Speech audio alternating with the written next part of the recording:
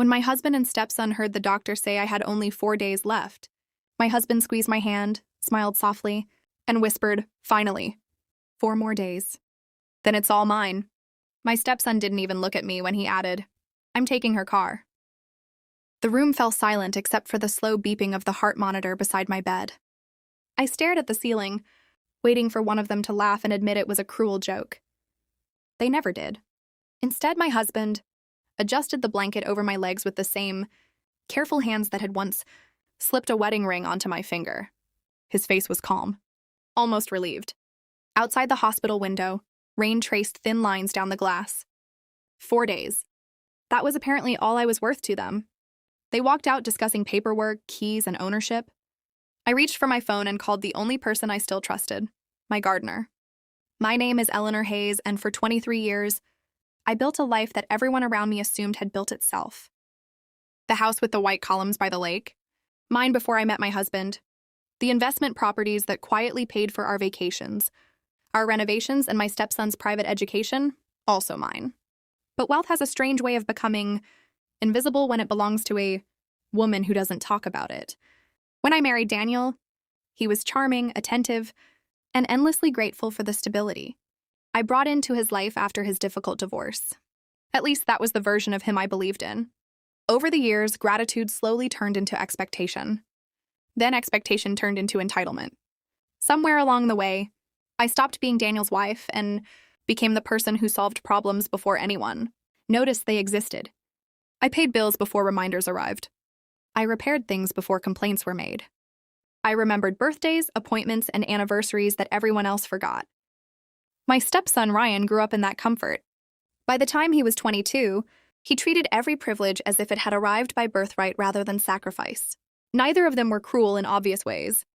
Their disrespect lived in smaller places, in interrupted sentences, in decisions made without asking me, in conversations that stopped when I entered the room and resumed after I left.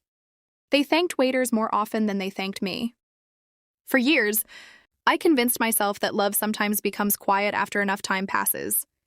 Lying in that hospital bed, listening to my husband discuss my belongings before my heartbeat had even stopped, I finally understood something. Love had not become quiet. It had simply left the room long before I realized I was sitting there alone. The doctor's words should have changed something between us. Instead, they simply removed the last reason for pretending. The following morning, Daniel arrived at the hospital carrying coffee for himself and Ryan. Nothing for me. He noticed my eyes drift toward the cup in his hand and offered a polite smile that never reached his eyes. "I didn't think you'd feel like drinking anything," he said. It sounded thoughtful. It wasn't. Ryan spent most of his visits scrolling through listings for sports cars on his phone. Every so often, he would hold the screen toward his father. "She won't need a sedan anymore," he said once, not even lowering his voice. Daniel glanced toward me before answering. "Let's discuss it later." Not "don't say that." Just later, as though timing was the problem rather than the words themselves. One afternoon, I woke from a light sleep to find them standing near the window. Their voices were low. Their expressions weren't. "The lake house will probably sell quickly," Ryan said. Daniel nodded thoughtfully. "We'll need to check the paperwork first." Need. Not might. Not if. Need. I closed my eyes before they noticed I was awake. For the first time in years, I listened instead of speaking. I noticed how often Daniel corrected nurses when they addressed decisions to me. "She gets tired easily," he would answer for me. "I'll handle it." Handle what? My own life? My own choices? Even the sympathy they showed felt rehearsed. His hand lingered on my shoulder whenever doctors entered the room, disappearing as soon as the door closed behind them. It was performance, not affection, and performances become easier to recognize once you've seen the actors reading from the script. By the third day, they had already started living in the future. The problem for them was simple. They were planning for a funeral. I was planning for what came after it. The turning point didn't come with shouting, tears, or dramatic accusations. It arrived with a clipboard. A young nurse stepped into my room late that afternoon and placed several forms on the small table beside my bed. "Your husband said you'd want him to sign these for you if you're resting," she explained gently. I picked up the papers. Authorization forms. Temporary financial control. property access permissions. The signatures line waiting patiently for my name. For his convenience.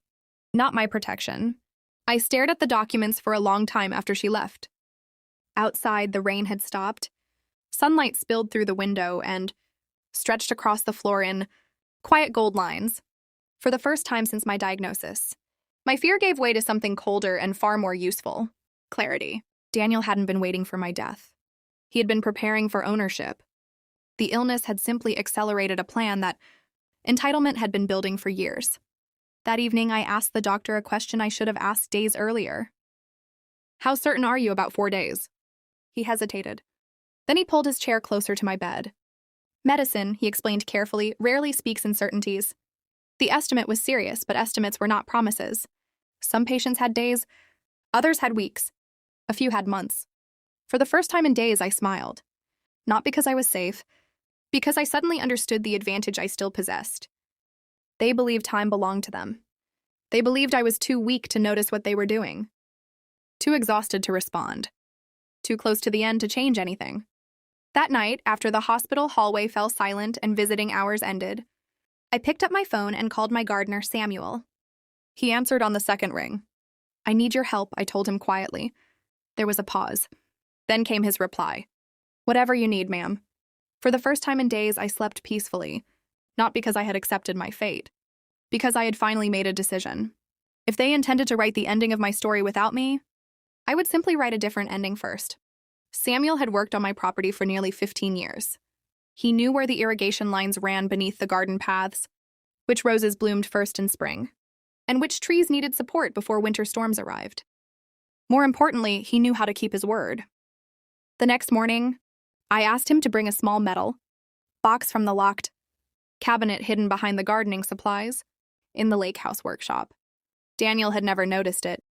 He had never cared much for the garden. Inside were copies of property deeds, trust documents, investment records, and the original agreement I had signed years before our marriage with my attorney's encouragement. Most of my assets had never legally become marital property. Daniel had simply assumed they had. Assumptions can be expensive. Samuel delivered the box directly to my lawyer instead of the house. By noon, my attorney, Margaret Ellis, was sitting beside my hospital bed with a yellow legal pad balanced on her knee. We worked quietly for 3 hours. Beneficiaries were updated.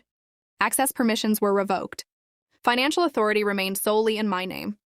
Several properties were transferred into a protected trust scheduled to activate immediately upon my death. The lake house would not be sold.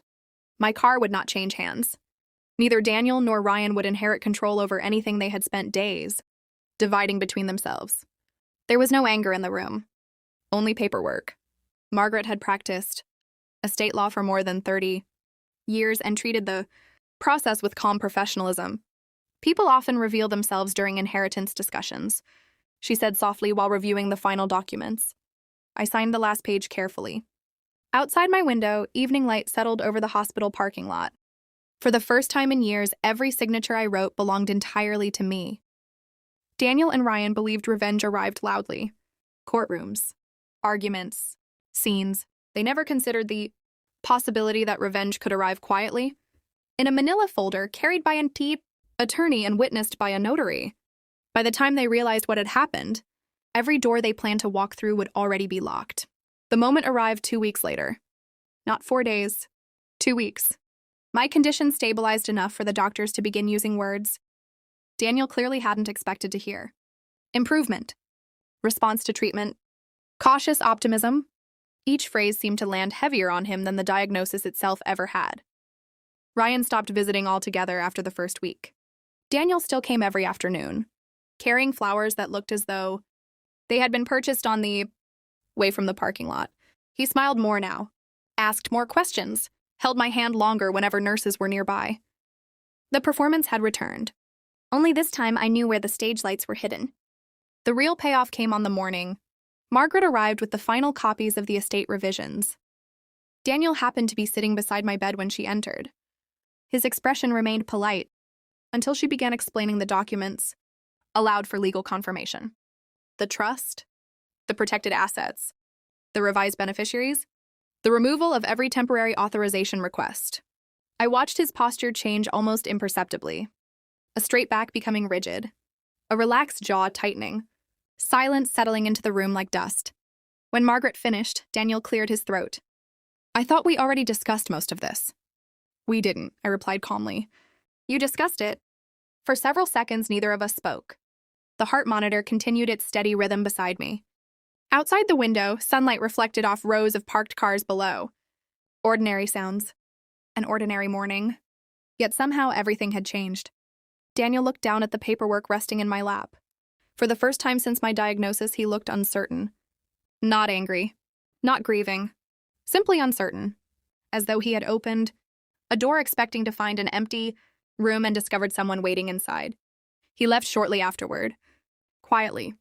The same way he had planned for me to leave. Only one of us had miscalculated. And it wasn't me. News travels strangely in families. Not in announcements or formal conversations, but in fragments.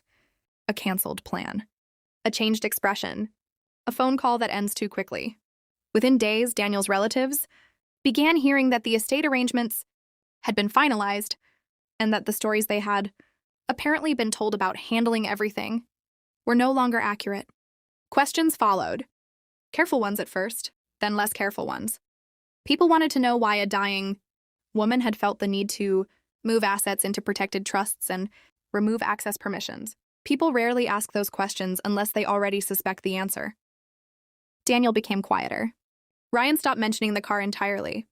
Neither of them argued with me. Arguments require confidence. What settled between us instead was something heavier. Awareness. For the first time, they understood that I had heard them. Every whispered conversation. Every discussion about keys, paperwork, and ownership. Every assumption that my silence meant ignorance. The house felt different after I returned home from the hospital. Not hostile. Just honest. Masks are difficult to wear when someone has already seen your face beneath them. My illness had changed many things, but the most important change wasn't physical. For years, I had measured my worth by usefulness. By problems solved, sacrifices made, and comfort provided to people I loved. The hospital room taught me something I should have learned much earlier. Being needed and being valued are not the same thing. One disappears the moment circumstances change. The other stays. That distinction saved me far more effectively than medicine ever could. Perhaps that's why this story matters. Most betrayals do not arrive dramatically. They arrive quietly. In assumptions. In entitlement. In conversations people believe you cannot hear. And sometimes the most important thing a person can recover isn't money, property, or inheritance. It's the ability to look at themselves and say, with complete honesty, I deserved better than this. And finally believing it. I was discharged from the hospital on a quiet Thursday morning. The sky was clear. The same world that had seemed ready to continue without me only weeks earlier was still there, waiting patiently outside the hospital doors. The lake shimmered behind the house as Samuel trimmed the hedges near the driveway. For the first time in months, I stood on my porch and simply watched the water move. No paperwork. No whispers. No pretending. Daniel moved out 3 months later. There was no dramatic argument and no final confrontation. Some endings don't need noise to be real. Ryan called once to apologize. Not for the inheritance discussions. Not for the car. For treating me like someone who had already disappeared while I was still sitting in the room beside him. It wasn't forgiveness he was asking for. It was understanding. Some mistakes survive apologies. Others only teach lessons. As for me, I learned to stop measuring my value by what I could provide for others. I traveled. I reopened the small art studio I had abandoned years earlier. I spent mornings reading by the lake and evenings watching sunsets. I once rushed past while solving everyone else's problems. Strangely enough, surviving changed less about my life than almost losing it did. Peace, I discovered, isn't found in revenge. It's found in no longer needing revenge to prove your worth. The trusts remained. The boundaries remained. And so did I. Sometimes people wait for storms to destroy a house. What they forget is that storms also reveal which foundations were strong enough to stay standing. When I look across the lake now, I no longer think about what they almost took from me. I think about what I finally gave back to myself. My future.